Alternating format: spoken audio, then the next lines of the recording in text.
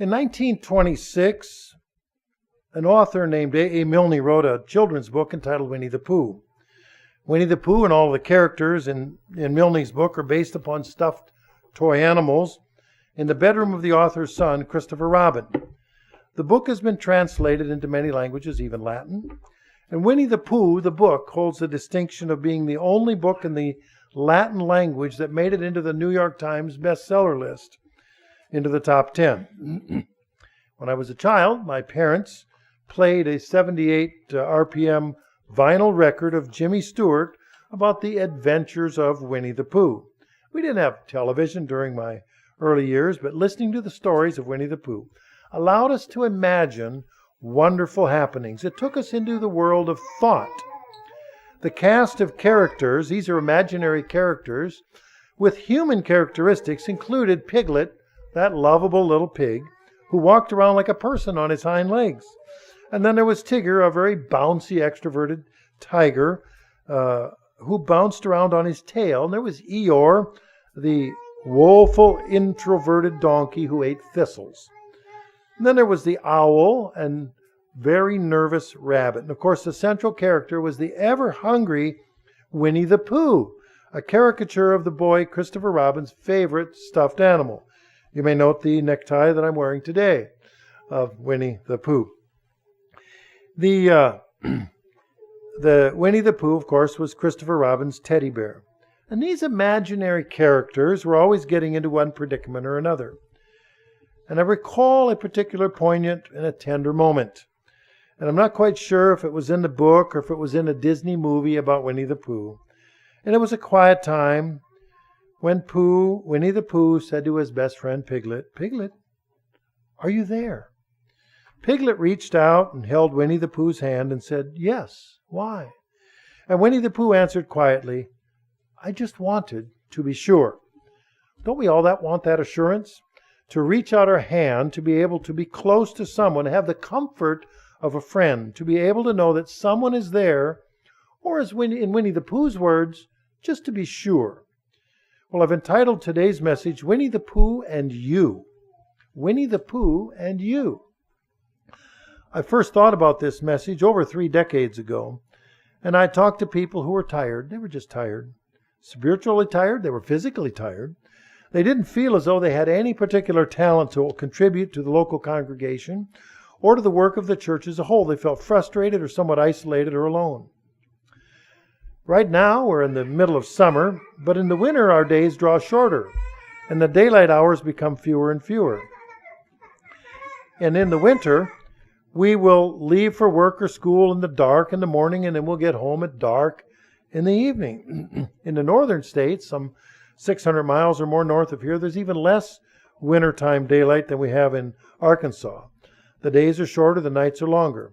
Recently, I heard from a friend in Russia who said the sun was setting somewhere around, 10:30, 11 p.m., and it was rising at 3 a.m. Well, the sunrise was early because it's much farther north. Hopefully, I won't be investigated for talking to somebody in Russia. But you never know nowadays. But when the days are long, or the days are dark in the winter, and people tend to get discouraged. There's a name for that discouragement when the days become shorter, because now they're long, but they're going to become shorter, and they call it seasonal affective disorder, where people feel sad, SAD, seasonal affective disorder. One study says that SAD occurs in 1.7% of the population in Florida. Not very often. Pretty sunny there. Reputation for that. 9.5% of the people in Maine and other northern states. And about 1 out of 10 people are suffering from that seasonal affective disorder. And people from other countries, such as Finland or anybody around the Arctic Circle. Many years ago, I lived in another state, and there was a lady that was so stricken by this syndrome, she couldn't bring herself to leave the house. About 6% on average of people in America are subject to the seasonal affective disorder. Another 14.3% are affected by a mild form of that, or about 1 in 5 people have some kind of the winter blues. Now, why would I speak about the winter blues here in the middle of summer? We'll get there. But in the winter months, people become uncertain about themselves and become uncertain about others. They want to reach out, like Winnie the Pooh, to his best friend Piglet and hold hands, knowing that his best friend is there, and just say, I wanted to be sure. So today I want to examine biblical references to other people who had thoughts they were unsure of themselves. And then we'll review 7 points as to what God expects of us to provide for our reassurance. In the spring, summer, and fall holy days that are biblically spelled out throughout the Bible, when people gather together for these special occasions. And then there's a 6-month period from the fall to the spring holy days. And then sometimes people get sad during that winter time and that 6-month period. They don't have the regular reassurance. We also need reassurance, not just in the winter, but when we're a small group. And we can't say that we're all just the wisest, best of the lot that we can. We can think that, I guess. Not bad. But in 1 Corinthians 1:26, we're reminded by Paul in his letter to the Corinthians, for you see your calling, brethren, 1 Corinthians 1:26, how that not many wise men after the flesh, not many mighty, not many noble are called, but God has chosen the foolish things of the world to confound the wise. And God has chosen the weak things of the world to confound the things that are mighty. And the base things of the world and the things which are despised has God chosen, yes, and things which are not, to bring to nothing things that are, that no flesh should glory in his presence. So God has called us. And I don't see us rolling in the billionaires club. They aren't putting our faces on National Enquirer for the latest exciting activities that we've done. And I have a small flock of sheep, 6 ewes and a ram, and each year they have lambs. Sheep are a flock instinct animal. They have a sense of security when they're together. And when they're alone, they simply don't do well. They're very anxious. They're very nervous. They're drawn to each other by this flock instinct. Jesus Christ referred to his church as a little flock in Luke 12, verse 32, and Luke 12:32, when Christ said, fear not, little flock, for it's your Father's good pleasure to give you the kingdom. Well, the people that God called out at this time are not gathering by the millions, but they consist of small groups of people who around the globe collectively add up to thousands of believers. All of the small groups everywhere in the church need reassurance. The Bible records someone who God called, someone who was definitely in the minority in his time.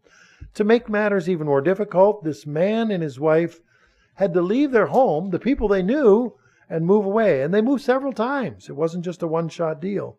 Finally, they traveled many miles away from the land of their birth. I'm referring to the man in Genesis 11 and 12, referred to as called Abram, later called Abraham, and his wife Sarah. Abraham didn't have a big congregation around to encourage him. He had to rely upon God for his spiritual reassurance, as well as his sustenance and physical well-being. Ultimately, God blessed Abraham, called him faithful, and extended the blessings through Abraham even to us. We read that in Galatians 3, verses 6 and 7. Abraham knew what it was like to be alone. Yet he listened to God's instructions for his life, and God made him spiritually and physically a wealthy man. Scripture also records the history of another man who came along with Abraham from the land of his birth, and that was Abraham's nephew, Lot. His brother had died, and he had the responsibility to care for his nephew. Lot, Abraham's nephew, was blessed by being close to Abraham. But eventually Lot chose to depart from Abraham so that he could live in the city where there were lots of people, lots of excitement, lots of goods and services. In fact, a lot of young people today, what do they want to do? Let's go for the lights and the excitement of the big city. And that, because that's just all. You go home? Well, that's boring. Well, what's at home? And this is a common young person's approach. And Lot succumbed to that, but unfortunately Lot chose the city of Sodom in Genesis 13, verse 12. In Genesis 13:12, Abram dwelled in the land of Canaan, and Lot dwelled in the cities of the plain, and pitched his tent toward Sodom. This Sodom area was a rough crowd. Lot and his household were then kidnapped and taken away, and Abraham chased after them and rescued them.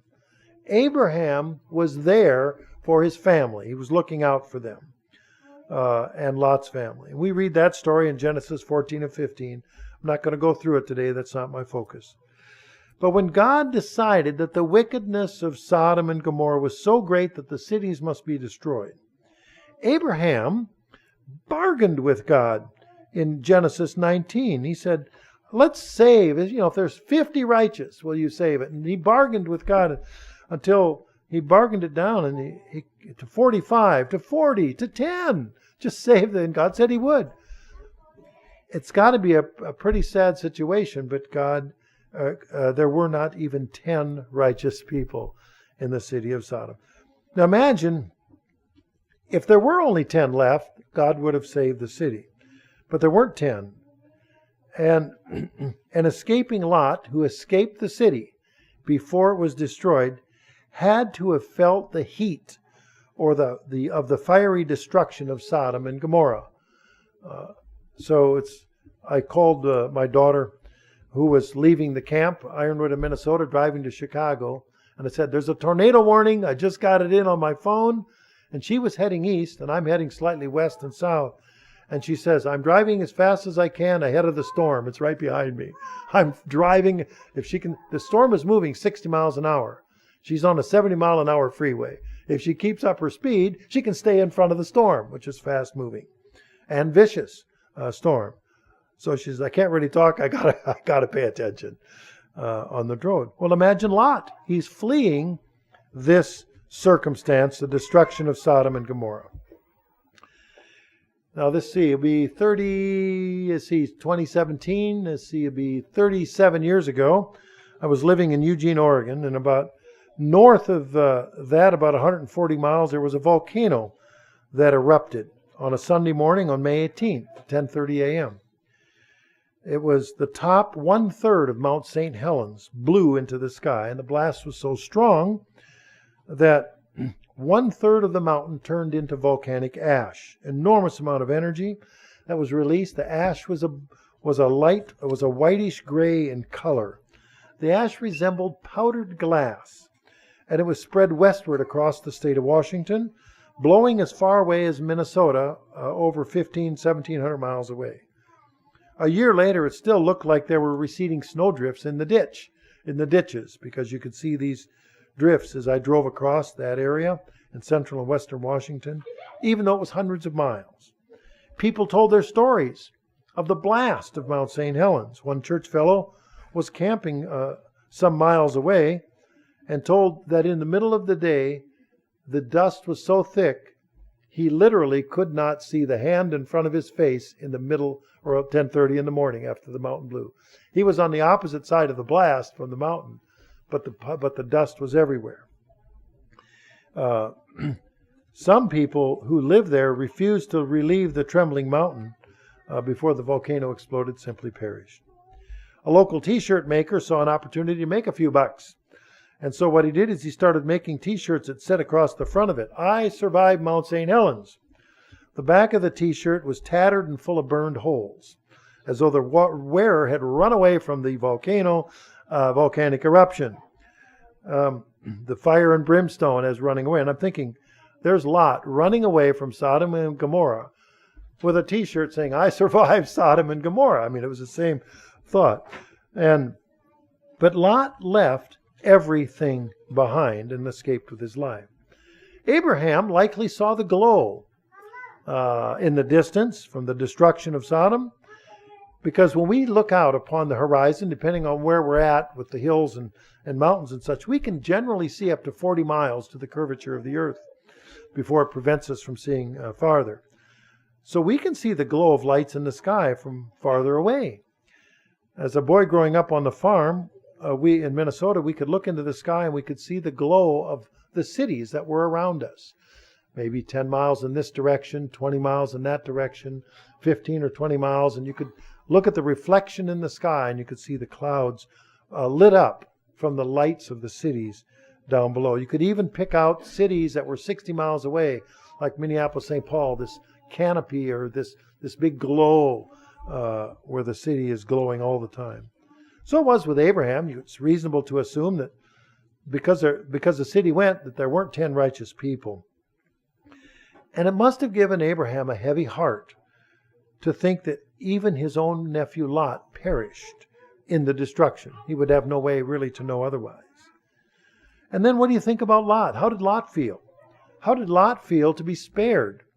He was saved alive when all of his neighbors perished in the destruction of Sodom.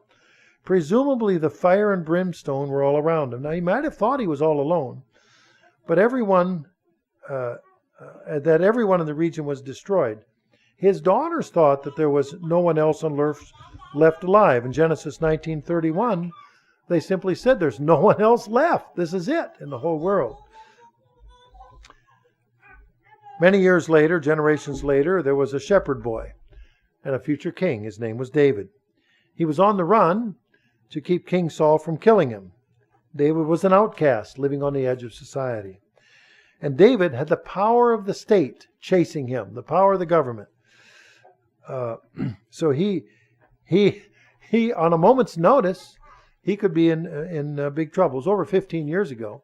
There was a movie called The Enemy of the State.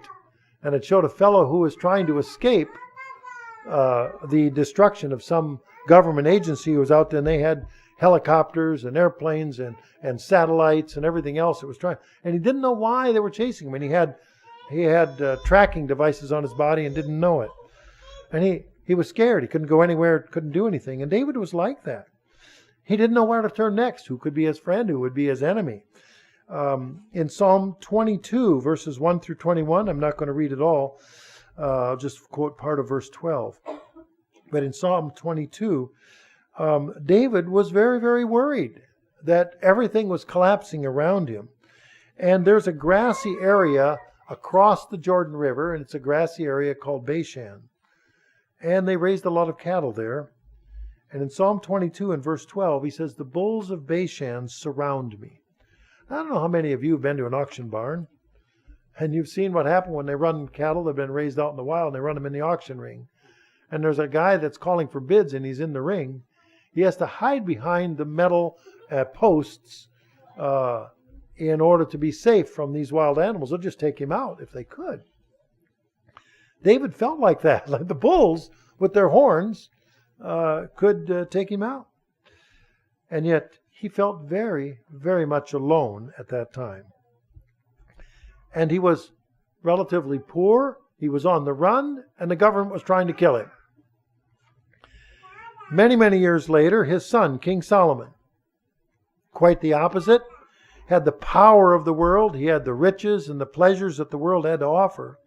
And yet at the end of his life, in Ecclesiastes 1, if we can read about what he thought then at the end of his life in Ecclesiastes 1 and verses 1 through 14, and I'm not going to go through and read it all, but he said he felt empty. He said, what's the use?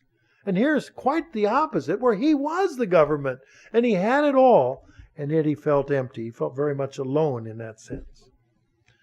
But they weren't the only ones. There was the prophet Elijah. He thought he was the only one left, that no one was still worshiping gods. In 1 Kings 18, we can read the story, and I'll include it by reference here, that because hundreds of priests had been killed by Jezebel, the queen, Ahab and Jezebel, and Elijah was hiding to save his life. And so we read the story in 1 Kings 18, but unbeknownst to Elijah, there were 7,000 people that continued to be faithful to God, including, interestingly enough, the governor of King Ahab's household, Obadiah. And this one we can read in 1 Kings 18, 5 through 16, and 1 Kings 19, 1 through 10. How do you think Obadiah felt? Where his king and queen were very, very wicked, and he was in charge of their household. And yet, if he slipped up, that would be a problem. In fact, Obadiah secretly kept many priests who were faithful alive in a time of drought and gave them water and bread when it was scarce. Yet he had access to the king's resources and kept a number of God's people alive. And there are other examples throughout the Bible that people who felt they were alone at times. And the Bible is full of those stories. Jacob was on the run. Jacob, the grandson of Abraham, he was on the run, first from his brother Esau. And then years later, he escaped from the grasp of his father-in-law Laban. And that we read in Genesis 25 through Genesis 31. Jacob's son, and you had to be, when you're on the run, you got to be feeling alone. And we have the story there about he had to escape in each case. One of his youngest sons, Joseph, was cast into a pit, sold into slavery, falsely accused, and thrown into prison. We read it in Genesis 37. You have to feel pretty alone when you're in a pit. You got to feel pretty alone when you're thrown into prison. Unfortunate, uncomfortable circumstances that God chose to use for the good later. But many years later, over 400 years later, we have Moses, who fled Egypt to save his own life, and he spent 40 years in the wilderness before going back to Egypt to lead the Israelites to the Promised Land. How do you suppose Moses felt when he was beaten feet to get out of Egypt? The government was after him to do him in because the deed was known. And yet, and then there was a captive prince of Israel called Daniel. He was hauled away to a strange land. Now, if we were taken captive, hauled away to a strange land, and yet even though he was a captive in a strange country, he chose to worship God despite the law that forbid him from worshiping the one true God. How alone do you suppose Daniel felt? And yet we're told he did pray 3 times every day, as was his habit. And then we fast forward to Mark 1, verse 16. And we look at the occupation of a number of the disciples of Christ. And they were called as fishermen.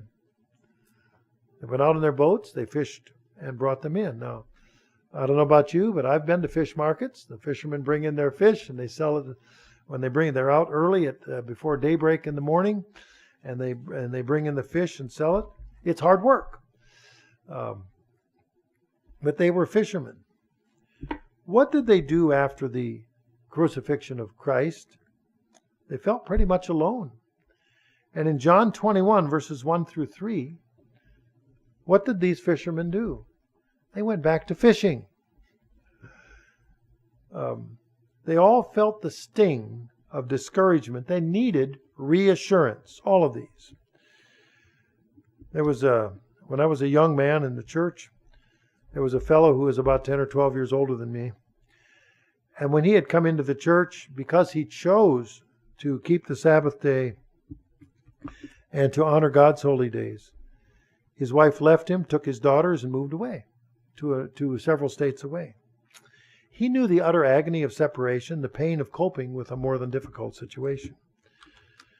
It was over 20 years later, I remember when I was going through a very heavy trial in life, and the agony of that trial seemed greater than I could bear. But I dragged myself to church every week, and I started to feel a connection with Job. You know, the guy that had lost everything, only except that I thought Job had it easy, except that I didn't have the boils. I was really grateful for not having the boils. And I came to church, just dragged myself there, and who would come and just stand beside me was that friend from over 20 years before, who I didn't understand what he was going through, and yet he just came and stood next to me. He didn't say anything. He just didn't say anything. He just stood there. He was there. He didn't wave a wand, sprinkle me with pixie dust. He didn't try to load me up with advice. He was just like the friendship of Winnie the Pooh and Piglet. My friend was just simply being there for me. And I look at these 2 times in life. First, when my friend was going through difficult times, and I was a young man, new in the church, and I really didn't know how to help him. I didn't understand the value of just being there. I didn't feel his pain. It was hard for me to understand that at that time. Well, it was over 20 years later, I was dealing with great grief, and my older experienced friend was a quiet and great comfort. And many years have passed since then, and we still keep in touch from time to time. Well, not for the last 2 weeks. And I'm pleased to call him my friend. And through his example, he taught me the value of just being there. So I want to go over 7 points on the value of being there. What is the expectation that Winnie the Pooh and Piglet had of each other, just to be sure? Well, the value of being there for someone and with someone, is number 1, we're fulfilling an expectation of God. God says, I won't leave you nor forsake you, in Hebrews 13, verse 5. In Hebrews 13:5, let your conduct be without covetousness. Be content with such things as you have, for he himself has said, I will never leave you nor forsake you. When Moses was 120 years old and saw the promised land afar off, he was up on a mountain, God assured Moses that the children of Israel would be able to enter the promised land. In Deuteronomy 31:6, God told Moses, be strong, be of good courage. Do not fear or be afraid of them, for the Lord your God, he is the one who goes with you. He will not leave you nor forsake you. We can rely on God. His laws are for our benefit. God hasn't abandoned the laws of gravity or inertia or the other laws of physics, such as the tetrahedral bond of the carbon atoms in the molecules, without which life as we know it simply could not exist. Nor has God abandoned his spiritual laws. Here's what God expects from us, and he puts it in writing. In Exodus 20 or Deuteronomy 5, verses 12 through 16, he tells us, remember the Sabbath to keep it holy or special. When Jesus Christ expounded on the law of God, he first mentioned that we're to love God with all of our hearts in Luke 10:27. Christ answered and said, you shall love the Lord your God with all your heart, with all your soul, with all your strength, with all your mind, and your neighbor as yourself. Of course, to show that we love God, then we keep his commandments. In 1 John 5:3, to demonstrate the love of God, it's spelled out. For this is the love of God, that we keep his commandments, and his commandments are not burdensome. In fact, read the whole book of 1 John. It's short. But that's how we show our love, is by following what God says. And the Sabbath is an opportunity to show our love for God. Matthew 22, verse 37, it's showing, it tells us that that's how we show our love and devotion to God. And then there are side benefits, other benefits, but just not showing our love to God, which brings us to the next point, which is point 2. By showing up at church each week, we have the opportunity to provoke each other to good works. Provoke, making things happen, good things happen. In Hebrews 10, verse 24 and 25, let's consider one another to provoke unto love and good works, not forsaking the assembling of ourselves together as the manner of some is, but exhorting one another, and so much the more as you see the day approaching. This verse says we should provoke each other to good works. Now, not everyone likes the word provoke. I remember my parents would say, don't provoke your brother. Of course, they told my brothers that. I'm sure I never provoked them. Well, maybe a time or two. And I like the way the New King James Version puts the verse in Hebrews 10, verses 24 and 25. I think it more accurately conveys the instruction as compared to the King James. Verse 24, let us consider one another in order to stir up love and good works, not forsaking the assembling of ourselves together as a manner of some, but exhorting one another so much more as you see the day approaching. So the King James says provoke, the New King James says stir up. And you know how it is. If you've got something that's settled to the bottom of the pot and you stir it up, it's more evenly distributed. Well, these things, 2 things are tied together. Not forsaking the assembling of ourselves together, and then the stirring up to good works. You can't stir the pot if you don't put a spoon in there and actually use it. And sometimes we all need the poke. The little extra something that we get from keeping the Sabbath that God has reserved for our benefit. It's sort of like a use it or lose it. We have physical muscles as well as spiritual muscles. The implication here in Hebrews 10, 24 and 5 is if we don't assemble together, then we're not in a position to stir up each other to good works.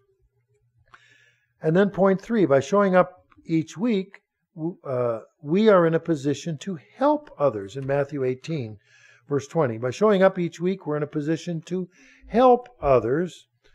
For in Matthew 18:20, for where 2 or 3 are gathered together in my name, I'm there in the midst of them. It's sort of like a synergy that develops that God respects, so that you have several together, that God will respect that congregation. We recall that Obadiah, the governor of King Ahab and Jezebel's household, was faithful to God, and he saved 100 priests in caves and fed them for 3.5 years. He was in a position to help others. There was someone else who was in a position to help others, and that was a girl named Hadassah, also called Esther, a Jewish gal. She was faithful to God when she became the queen of a foreign kingdom, the queen of Ahasuerus, the leader of the Medes and the Persians. She was selected. And Ahasuerus was the emperor of a land, and the land of his empire stretched from India to Ethiopia. Take a look on the globe. That's a huge area. And they didn't have planes, trains, and automobiles at that time, nor Roman roads. So they had to get there by horseback or camel or on foot. But they did have messenger systems. And this Jewish girl, Esther, had a cousin or uncle named Mordecai who told her that she was in a unique position to help others. In Esther 4, verse 14, when Mordecai told her, yet who knows whether you have come to the kingdom for such a time as this? The words of Mordecai should ring in our ears. Perhaps each one of us is in a position to help someone else. But if we don't know the needs of others, how can we help them? Simply by being there, we can come to know our church family and how we can help others, and others know that, and let others know that we would appreciate their help. I have a hard time letting other people help me because it was always, being independent and stubborn and, not acknowledging any weakness. So I didn't let on that I ever needed help. But by being close to each other, we can understand that when there's a possibility that we can step up to help someone else. Point 4, by showing up each week, we raise our own level of expectations for ourselves.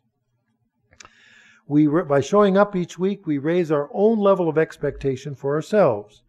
In Matthew 25, verses 14 through 30, the parable of talents. And what did we go through? And Christ was explaining that those who were given a certain number, they were all given talents, and some multiplied those talents more. He expected everybody to do something with the talents that they had, even the person that was only handed 1 talent. And so that person wasn't expected to just sit on their hands. They were expected to use what was the gift that was given to them.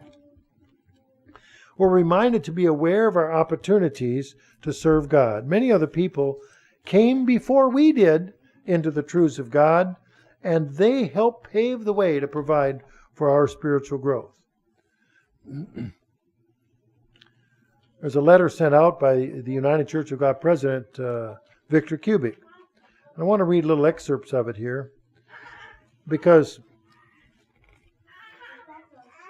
and he writes in this week's letter, he wrote it on Thursday. He said, when my wife Bev and I travel to various church areas, people often ask, how can I do more in our congregation? Often these are questions coming from young adults. They read of advancements in the work of the church, and they want to be more engaged. There's a certain way that we can all be more engaged and useful to God and to our fellow church members. It's a very special way, but it requires focus and effort. And here it is. Give the gift that only you can give, and give it regularly. What gift is that?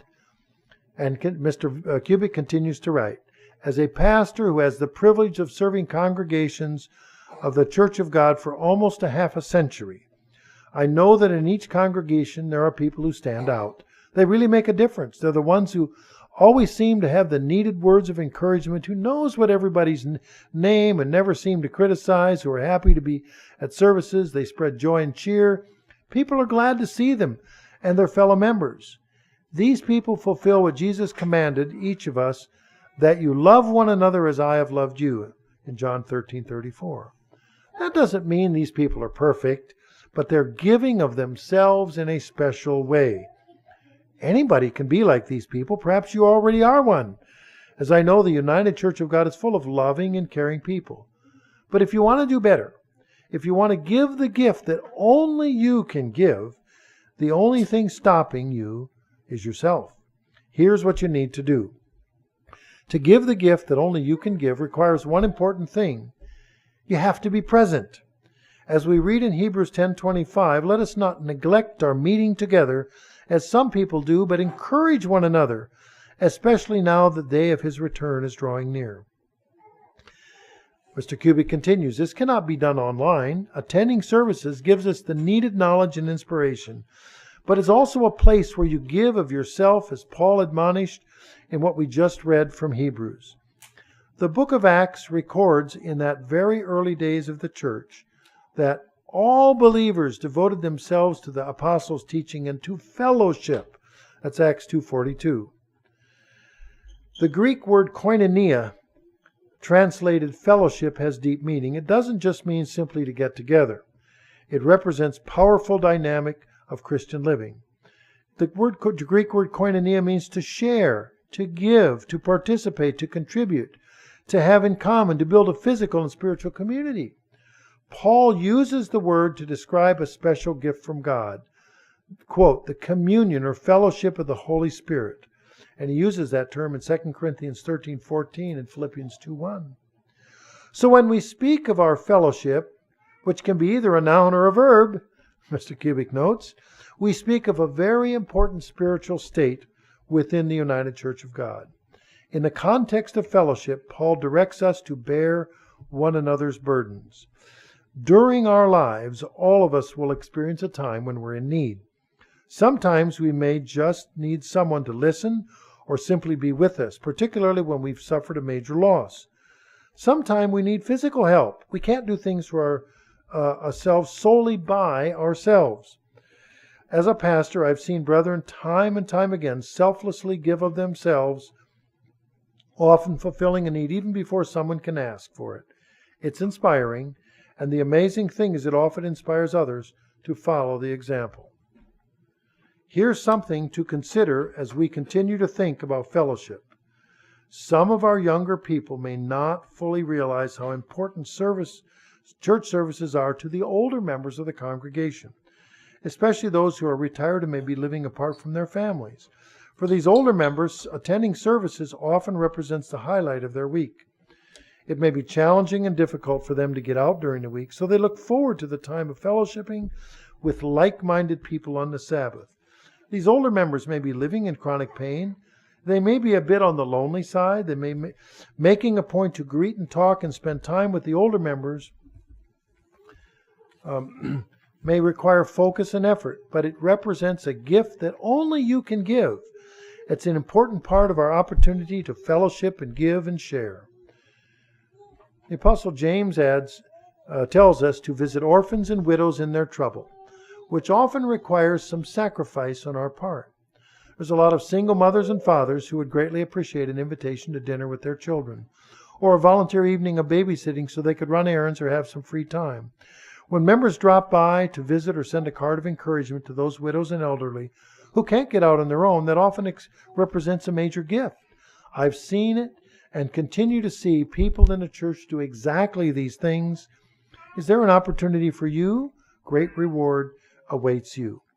Mr. Kubik continues, while there are many positive aspects of fellowship, there's a singular issue I'd like to mention.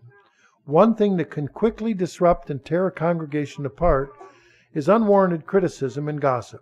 It's an expression of human nature to talk behind people's backs, and it's hurtful even to the person doing the talking. Paul warns us all, if you bite and devour one another, beware lest you be consumed by one another. we can easily fall into the snare. So beware, if you have an issue with your brother, pray for courage and wisdom, and follow the biblical example by going to him in a humble manner. We each have a personal responsibility to promote peace. So this Sabbath, why not make a deliberate decision to show up and be a person of encouragement, cheerfully and gratefully seeking positive fellowship? Need some help? Be sure to pray that God himself would pour his love into your heart through the Holy Spirit. And that's writes Mr. Kubik in this week's letter. So by showing up, point 4 was each week we raise our level of expectations for ourselves. And this brings us to point 5. By showing up each week, we provide strength to the spiritual mother, the church. By showing up each week, we provide strength to the spiritual mother, the church, making the church a place of refuge for others to come and fellowship. The church is referred to in Scripture as a mother. 1 Thessalonians 2:7. As a members of the church, we're to provide for those who come to church for refuge. And in 1 Thessalonians 2:7, Paul writes, "But we were gentle among you, just as a nursing mother cherishes her own children." As we know, a nursing mother has a special relationship with her child, a loving care, a bond. So too are we as church members to be caring for others. We also know that the church has needs, and that by sharing burdens makes a lighter load for everyone. Not just a physical burden, but our emotional burdens as well. We can be there as a gentle nursing mother, comforting each other. Number 6, by showing up each week, we encourage others with our example. One way we do that is by worshiping God through music, which we do at the beginning and the middle and the end of every service. And the psalmist is full of instructions about singing to God or even making a joyful noise. In fact, 7 times the term joyful noise appears, because not all of us have the voices like most of you do. And so if we take a look, Sing to the Eternal with a Cheerful Voice, our hymn number 58. That's really Psalm 100. Hymn 59, also Psalm 100, Singing with a Cheerful Voice. Or hymn number 30 in Psalm 50. There are just many cases where we praise God in singing with a joyful noise, a cheerful voice, and at least making a joyful noise. And it's hard to do if we're just one person singing a solo each week. But we do this together, and there's a blend of voices. And then point 7, by showing up each week, we give less opportunity to Satan to influence our thinking. There's an old saying that idle hands are the devil's workshop. The word idle, I looked up, appears 18 times in the New Testament. What would we do if we didn't focus on the weekly Sabbath? Would our activities take us away from learning more about God and his ways? Would we spend more time on the job? Maybe watch more television? Maybe do more of our school lessons, pursue sports activities? Maybe we're a participant or just an observer. Would we spend the Sabbath time focusing on our own pleasures that draw us away from God? We're told about King Solomon in 1 Kings 11:1 and 2. What happened with King Solomon? He loved many strange women, together with the daughter of Pharaoh, the women of Moabites, Ammonites, Edomites, Zidonians, and Hittites. Verse 2, of the nations concerning of which the Lord said to the children of Israel, you shall not go into them, neither shall they come into you, for surely they'll turn away your heart after their gods. And Solomon clave to these in love. Solomon's heart was drawn away by strange women. This doesn't mean they were odd, that they are particularly odd acting or grew horns or anything, or that they had maybe blue skin, whatever. Strange is a term that's used in the Bible for those who were not followers of God. Notice in verse 2, the real problem is in 1 Kings 11:2, that the strange influences will turn people's heart away from God. Solomon's weakness, one of his weaknesses was women. This is recorded in the Bible so we can each examine ourselves. And we ask, what's our weakness? His was plastered into the Bible to embarrass him for all time. Do we allow Satan then to feed our weaknesses? Well, just by being there for each other each week, we can reinforce each other and our belief in the true God, and we can be strengthened so that we're able to resist Satan's influence. The opportunities to depart from God are endless. In Job 1, verse 7, because Satan is constantly on the hunt for people. Job 1, verse 7, and the Lord said to Satan, "Where do you come from?" Then Satan answered the Lord and said, "From going to and fro in the earth, from walking up and down in it." Satan goes to and fro in the earth. He seeks to accuse us. We know he's the accuser in Revelation 12:10. And I heard a loud voice saying in heaven, "Now has come the salvation and strength in the kingdom of our God, the power of his Christ, for the accuser of the brethren is cast down, which accused them before our God day and night." And I might add, we think of these as false accusations, but sometimes they're true accusations. How many of us want our sins posted on a billboard when we drive down the freeway? Satan can use the truth against us too, which is painfully awkward. So what's the solution? James 4, verse 7. "Submit yourselves therefore to God, resist the devil, and he will flee from you." That's putting up your power shields. They can't get in space talk. But of course, being close to God means following God's instructions on a daily and weekly basis, and then surrounding yourself with like-minded believers. I recall a wise man's instructions one time. How to get air out of a glass was to put water into that glass. So we can resist the devil and his temptations, staying close to God, filling up our spiritual glass of water, and then when we're filled up with God's Spirit, we are able to resist Satan. Christ rebuked Satan.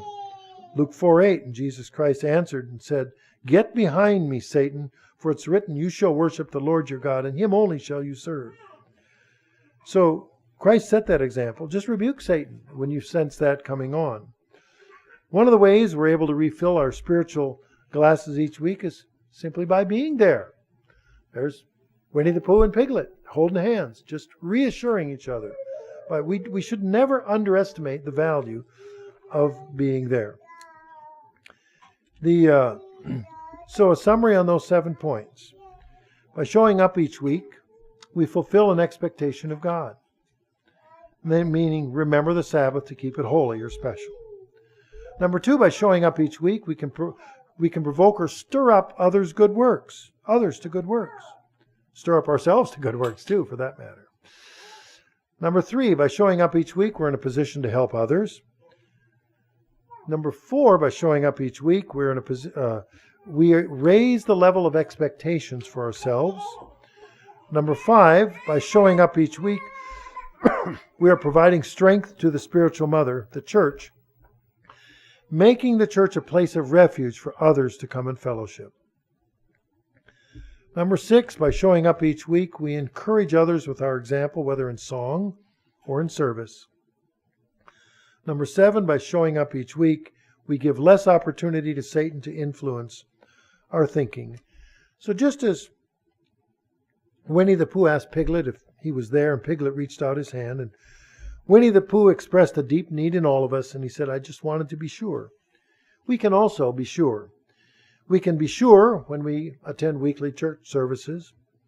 We can be sure when visiting those who are hospital patients or shut-ins. We can be sure by going to funerals or to comfort the grieving. We can be sure when we're serving at church functions, whether it's locally or at a holy day or at a summer camp. We can reach out our hands to others simply to be there for them, because we all want someone to be sure that someone is there for us.